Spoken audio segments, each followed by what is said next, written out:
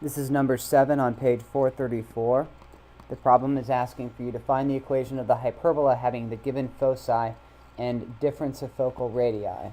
So we have 0, -2, and 8, -2 as the foci, and the difference of focal radii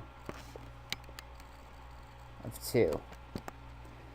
Well, let's first look at this number 2. 2 is the same thing as 2a. This difference of focal radii that they refer to,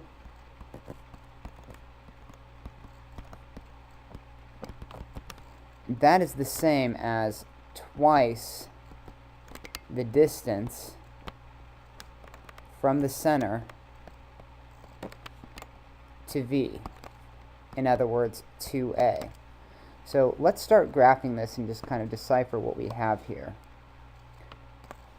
If I were to put a grid up and plot these 2 points, we have 0, -2 as one focus, and 8, -2, 1, 2, 3, 4, 5, 6, 7, 8, as another focus.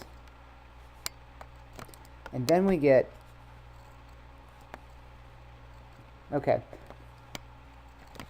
then we can get the center from these 2 points. The center has to be in between them. So right here at 4, -2, we know the center is 4, -2. And then it says the difference of focal radii, in other words, 2a is equal to 2. So a is equal to 1, which means that our vertex is going to be 1 to the left and 1 to the right. Once we've got that, we know a is equal to 1. We also can figure out what the c value is. The c is the distance from the center to the focus, so a is equal to 1, c is equal to 4, b is equal to something. Okay, let's take these 3 things and plot c squared is equal to a squared plus b squared. Okay, so we plug 4 in for c, we get 16 is equal to 1 plus b squared. 15 is equal to b squared. And that's enough information.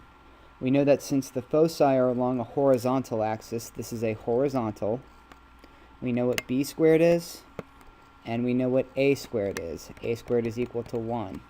So if it's horizontal, a squared is equal to 1. Oh, and we got to grab that hk, the center at 4, -2. Take all that information and plug it into the general form of the equation for a horizontal hyperbola. X minus 4 squared over a squared minus y minus a -2 squared over 15 is equal to 1. Remember, the a squared is always first, and the b can be bigger than a in a hyperbola.